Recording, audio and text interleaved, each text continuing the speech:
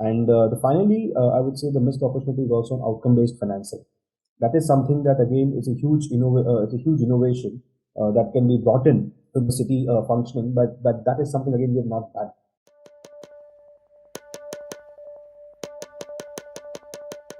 Hi, I am Naim Keruwala. I am the program director for the CITIIS program at NIUA, and you are listening to Understanding the Future podcast.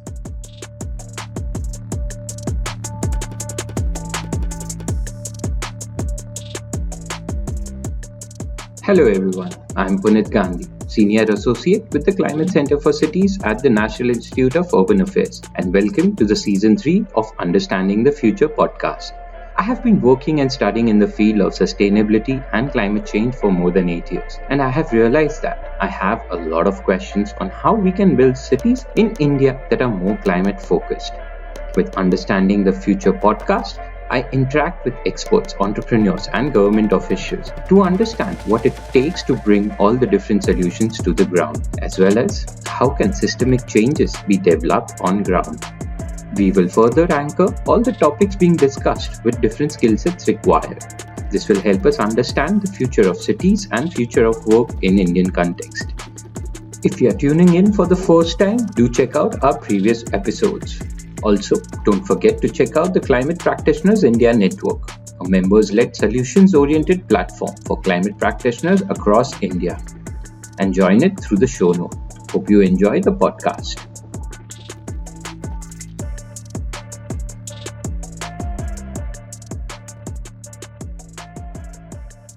Hello and welcome to the Season 3 of Understanding the Future. I am your host Punit Gandhi, Senior Associate with the Climate Center for Cities. And today we have with us Mr. Naim Keruwala. He is the Program Director for CITIIS, City Investments to Innovate, Integrate and Sustain. Today he will help us understand innovation in city governments. Welcome to the show, Naim.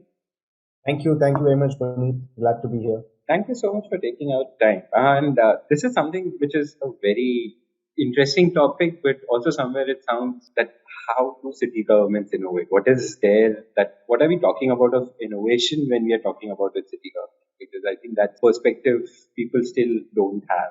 And I think that would be a good start for this conversation. I think when we talk about city governments, there are a lot of missed opportunities when it comes to innovation.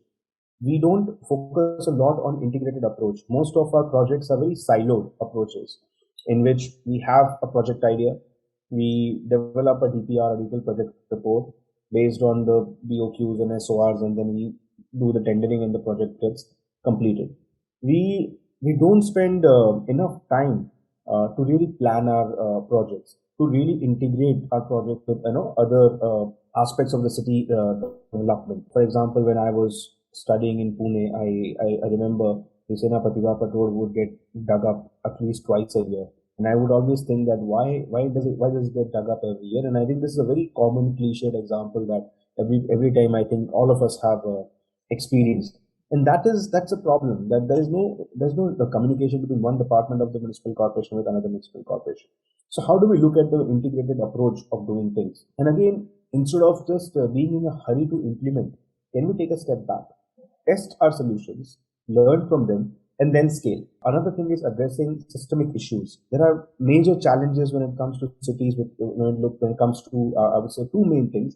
First is human resources, and second is staffing. There are enough reports which tells us that we do not have adequate human resources in our municipal corporations, and finances, again, it's a major issue. Then we always think about more of a project approach rather than a solution approach.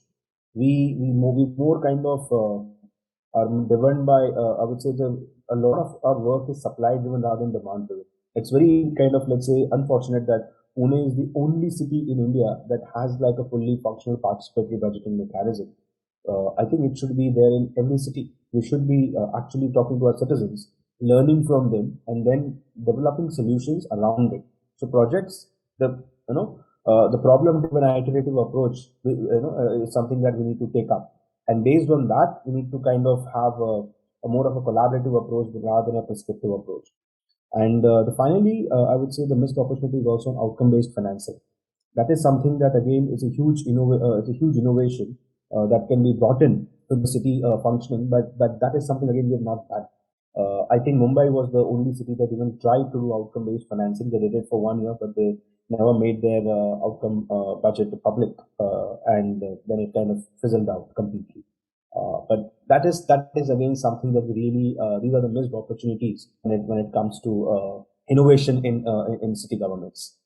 No, I do agree with a lot of points that you have said. And HR and staffing issues is something I think that we have also covered in our season two with Janagda, where we actually discussed some of the major challenges with the city governments. And this came out to be one of the biggest challenge that any city government has.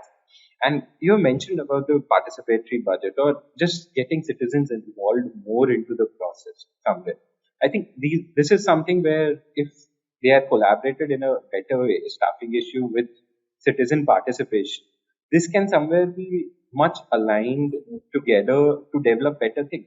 So how Absolutely. what are the things that are being done to also bring more citizens on board, and what can be done, because that is something which is always a confusion. I think there is a lot of innovation happening within our own ecosystem, which unfortunately we're not documenting well enough. I think a very good initiative is the SAR initiative that the Smart Cities Mission has taken up to kind of link academia with the smart cities. Because I remember talking to a few civil engineering colleges, and they have a compulsory course on estimation, cost estimation. I remember municipal engineers complaining about lack of staff, wherein they face a lot of difficulties in getting the right estimates and developing those designs and drawings. It was a very simple thing that why can't the students from civil engineering colleges, instead of doing they're searching for internships in real estate companies and others, municipal corporation can pay them the stipend, and they can actually do this 3 to 6 months internship with the municipal corporation. And a lot of this work, you are actually basically training them in municipal governance, and they get to learn, and the city gets like a huge amount of resource, which can actually help them in their day-to-day activities. So that's one of the areas that city governments can definitely look at, how to really harness this potential of with academia. We have such massive number of students. We can engage with them. Right now, we are also in touch with one of the universities. So one of the universities that we are in touch with, they are already working with NHAI on road safety audits.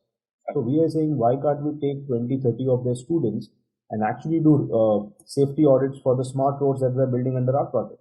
And that actually saves the cost by, I would say, almost 1/10. So if I had to hire a consultant, and by the way, the students are always led by the faculty. So the faculty is like, again, very they're well experienced people. They have exposure, they have expertise, they have all the knowledge and the tools.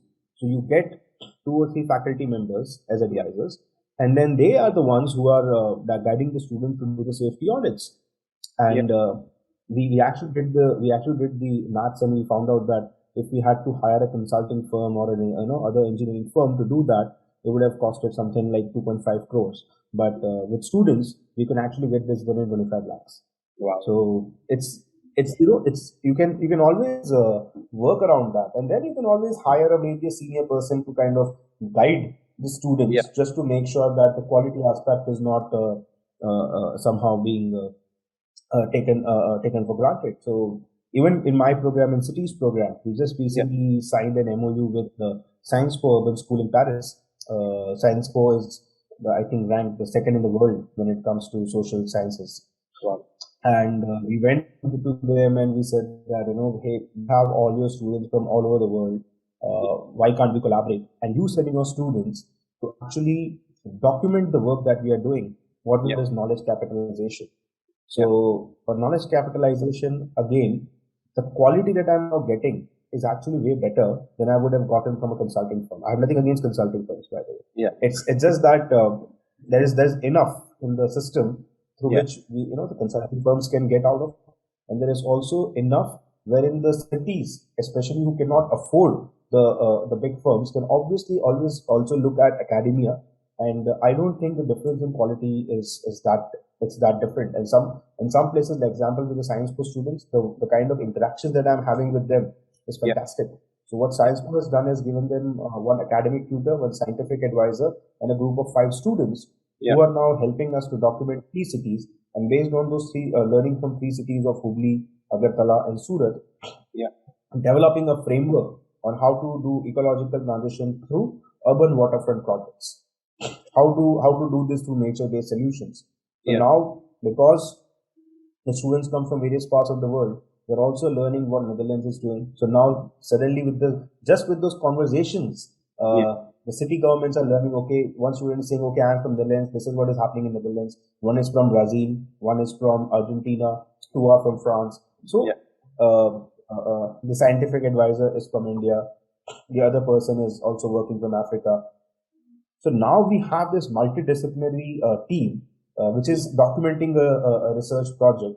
And again, the cost, I think, is again, I would say 1/10, even while working with Science Co from Paris, compared to a consulting firm. So, Yeah. and we are getting really good quality, and the students are very enthusiastic. They're Yeah. going to come to India and they're going to work with us. And it's also good for the university because they are providing them with a live project Yeah. as part of a live Government of India's project. And they get to learn. And for us, we get a really good quality product. So I think that is one very important innovation that is definitely required. How do we link it with the academic institutes? I think Yeah. in the smart cities mission, when we talk about the quadruple helix, I think the academia part is it's still something that we have not really harnessed it completely. I think that's why NIUA also now is partnering a lot with many education institutes. We are partnering with the Indian School of Business for the Leadership and Climate Change Management Program. We are partnering with Science Co. We are partnering with Symbiosis. We are partnering with IIT Roorkee for the basic program. Many other academic organizations we are partnering with now. And I think this is the same thing from NIUA, from the central level. Even the cities on their own can harness the potential of those universities and colleges within their cities, which would help them also not completely eradicate the problem of staffing, but somehow find that middle path or a short gap arrangement that, okay, I need people, but I don't have enough money. So I do a collaboration. I collaborate with the university and get my things started. So, we have to look at what is my short term, medium term, long term solution. So the long term is to fix these issue. I'm emphasized on it enough, so I won't get into that part. Yeah. But the short or medium term could be these kind of collaborations, and we've already shown that this is possible. For example, in my INCITIIS project in Puducherry, we signed an agreement with S3E Delhi, and the students from S3E Delhi actually went to Puducherry and helped them design some of their housing projects. Wow. So there are enough number of examples where the students have contributed to like real life designs, which are very useful. Yeah. No, I absolutely agree, and I think most of the Europe is leveraging that fact and developing themselves, because I've studied there and I have worked on such projects in Europe itself, where somewhere or the other you are helping their corporation, and something India has absolutely missed out on, and somewhere that is the R&D that we also need to make sure that we have more India-centric knowledge base somewhere, because we can't really ride the wave with their knowledge base. And there is quite a lot of financial benefit to do this thing as well.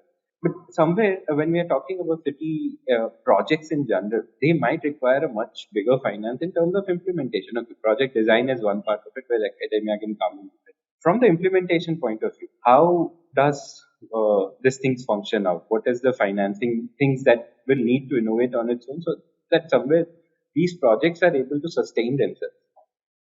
What are the things that we are thinking about on those lines?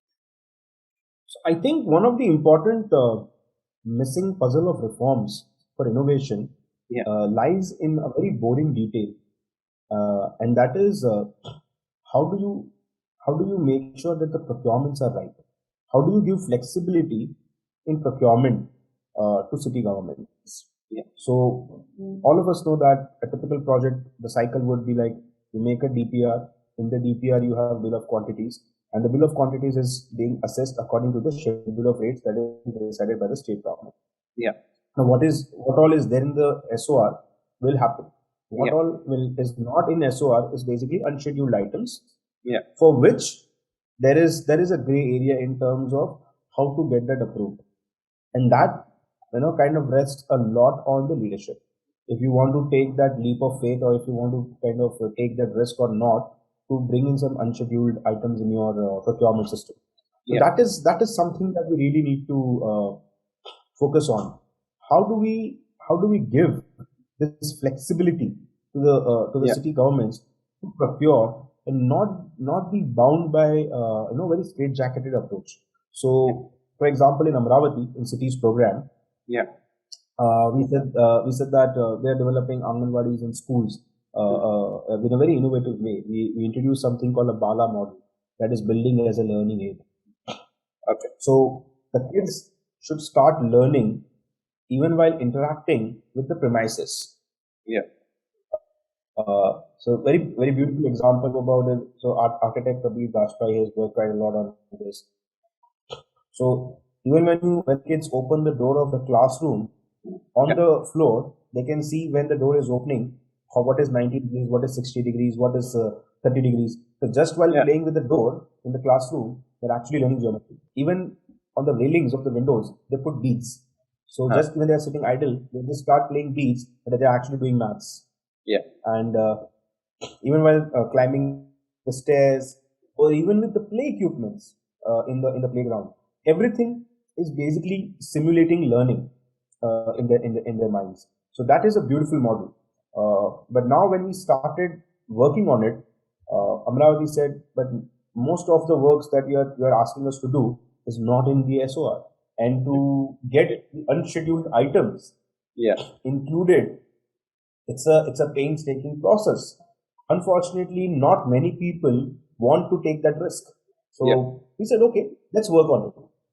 Yeah. We worked with them, took some time, but we were able to get that done through an innovative procurement process. Yeah. So we'll have to find innovative ways. So that L1 approach is not something that will drive innovation. Recently I was in a meeting with the French ambassador, and there were CEOs of French companies, and they're presenting some of innovative clean tech solutions. And one CEO said that, do you think we can replicate some of this in India? I said, I highly doubt it, because most of the solution are maybe 5x or 6x or 7x to what a typical solution would cost in India. So how do we work around that? So I said, if you really want to drive innovation, and if you really want clean tech to be used in India, don't sell the product, sell the technology, because then the startups here can reverse engineer it, and that is something that has been done. I mean, I know startups that have brought down the cost of biomass pellets by 1/10. They went to the international expos, got the biomass pellet machines, reverse engineered it, made it into the localized version, and now they're selling it at 1/10 the cost. And even that 1/10 cost is expensive in India. So if you really want for Indian cities to use clean tech, you cannot sell us super expensive products. Sell us the technology, and based on that technology, we can then further innovate. So, for example, we are just about to sign an agreement with Efficacity.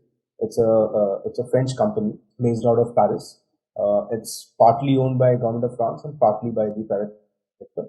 It's on a PPP mode, and they have developed the world's first energy mapping software, and they are even planning to kind of make it mandatory for all European Union cities in the European Union to use this energy mapping software to basically manage the grid, the power grid, and make it more efficient.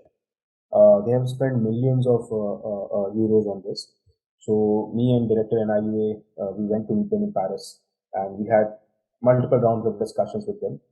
And now they have agreed to basically contextualize this software for Indian cities. So they said, okay, we are private sector at the end of the day. We can't just give it for free. So they said, okay, we are going to give half of the money, that is €500,000. €500,000 AFD can give as technical assistance to us. So in €1 million, we make the entire software and give it to you. So we contribute, but we also have some financial assistance. So rather than we going and buying each software or the model of the software, they said, we'll give it to you for $1 million. And then we'll contextualize it, and then people can just keep on replicating it.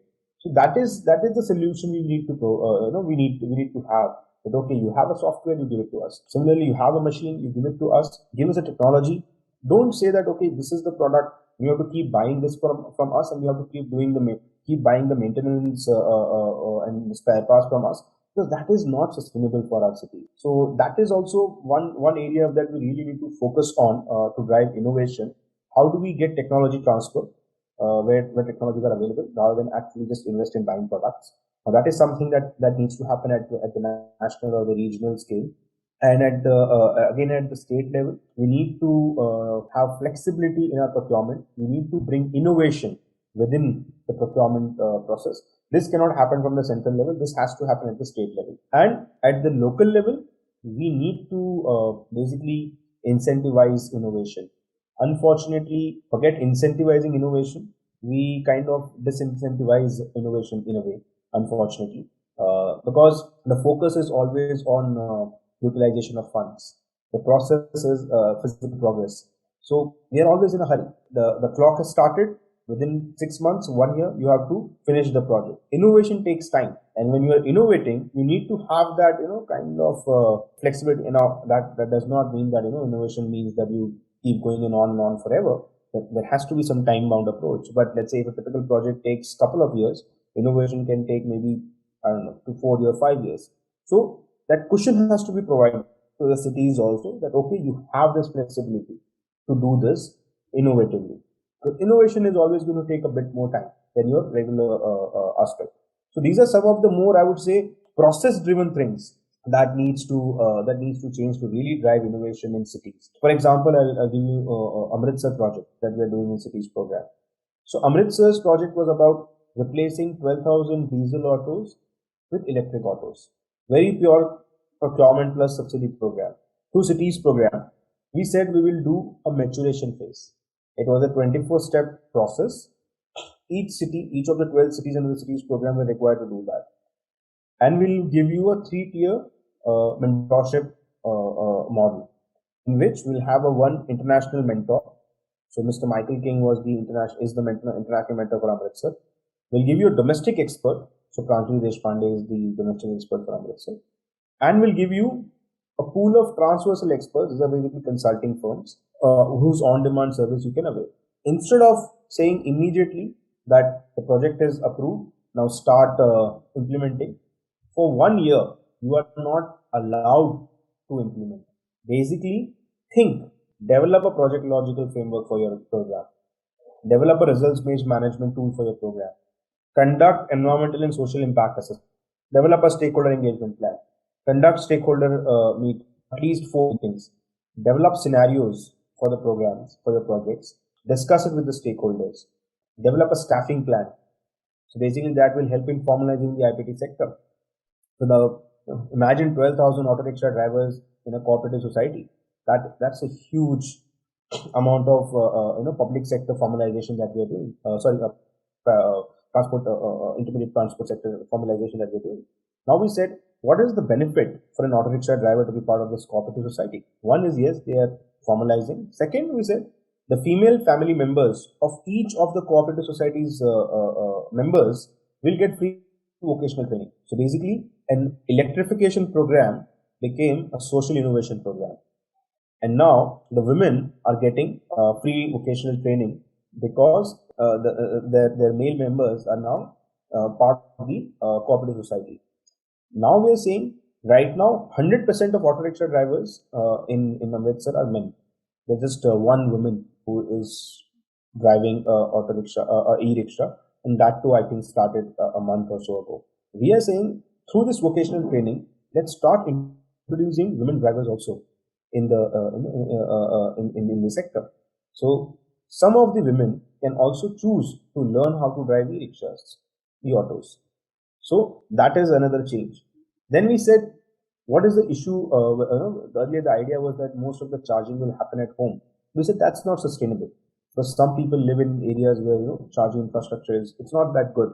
So now Amritsar went to Amritsar Improvement Trust and went to Amritsar Municipal Corporation, and now they have selected 28 locations and they signed an MOU with EESL. They are going to put charging stations across 28 locations. Then we said, what about access to credit? Because the subsidy amount will be certain percentage, rest of the amount will be loan. And also, what should be that loan amount and what should be the EMI? So that again we started discussing because that was not being thought of earlier. But then we went on detail and said, okay, let's do the calculation.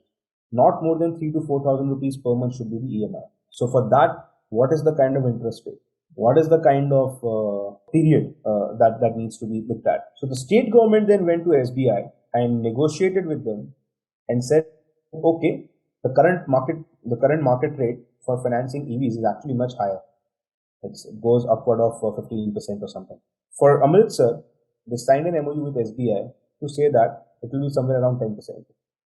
So they brought it down. So that is another innovation. So that's a huge amount of innovation that from a pure electrification subsidy program, it became a social transformation program.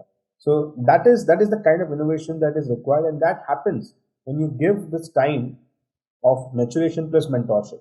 You will have cities innovate, but you also need to provide that handholding support, which I think the CITIIS program is doing.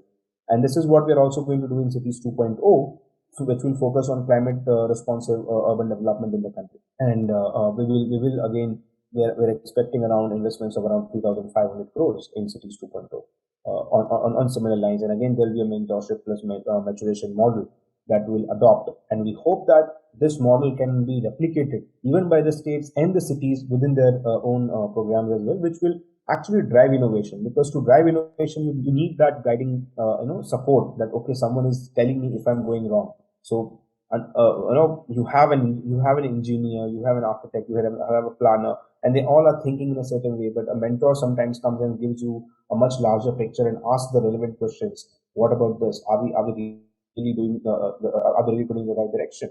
So that is something that we really need to also focus on. No, absolutely. This is quite fascinating to know. And if there can be a framework like this which can help across cities, I think this framework is now currently being used in Amritsar.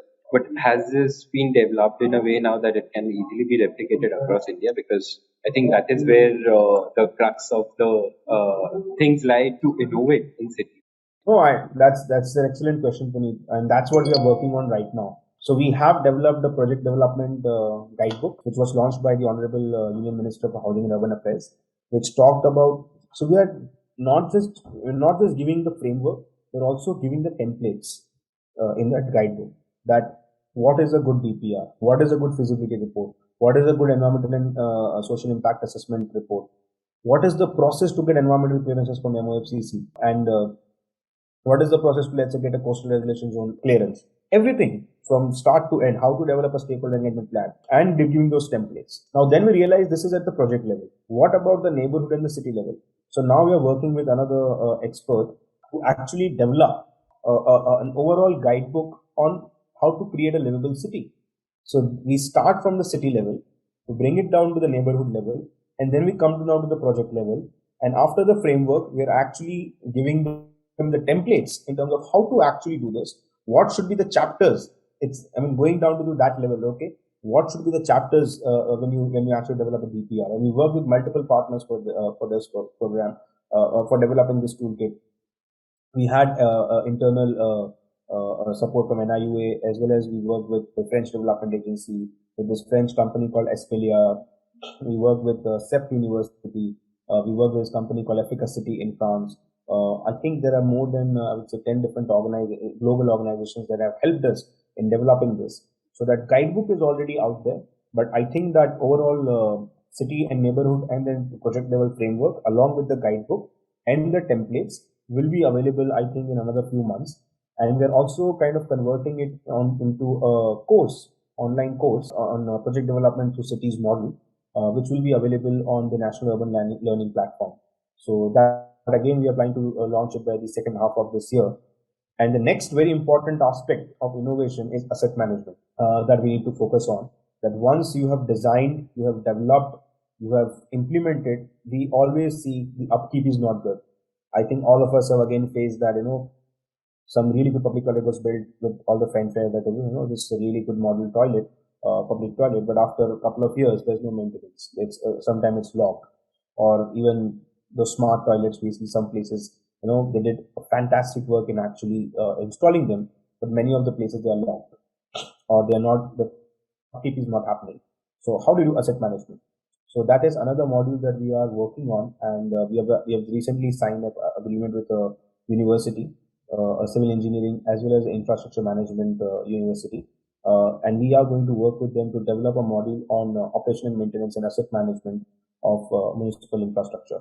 So that kind of, we will close the loop, that how do you create a framework at the city level, how do you make a plan, a local area plan at the neighborhood level, how do you develop a project, what are the templates you use to develop that project, then how do you manage that asset, and along with it also a monitoring and evaluation plan, so you know how do you keep monitoring it, and at the end of the cycle, how do you evaluate it.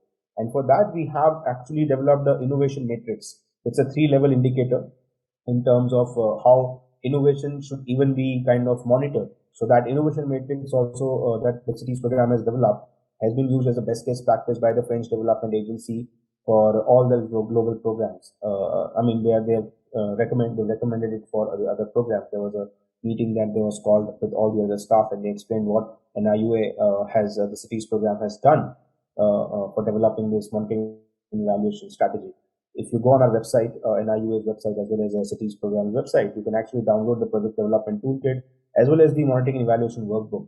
So it's a workbook. It has working sheets within that workbook. You can read, you can start filling in those details in the worksheet, and by the time you end the workbook, you have your project logical framework for your project ready.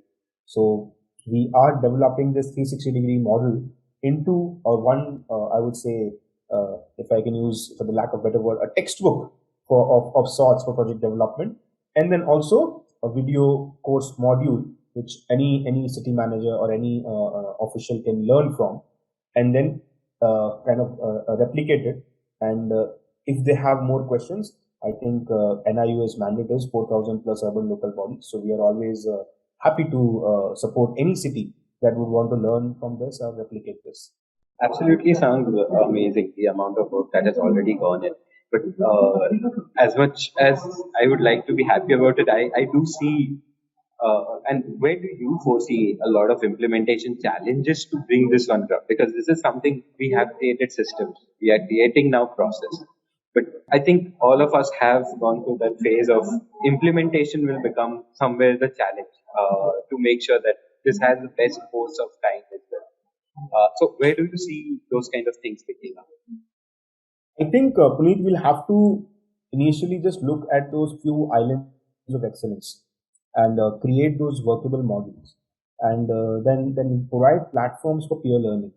Because if you and me tell say this to a municipal commissioner, the municipal commissioner might just feel like, yeah, obviously you guys are not in my seat, so you don't know what I go through, so you don't know what you're talking about. This is just expert or consultant talk, and not really hardcore something that is replicable in my city. So now we have shown in 12 cities that this is possible. Through Cities 2.0, we are going to work with another 18 cities. So we'll have like I would say, a very good use case of 30 cities which has done this and delivered on it. And then we need to provide the platform for peer learning.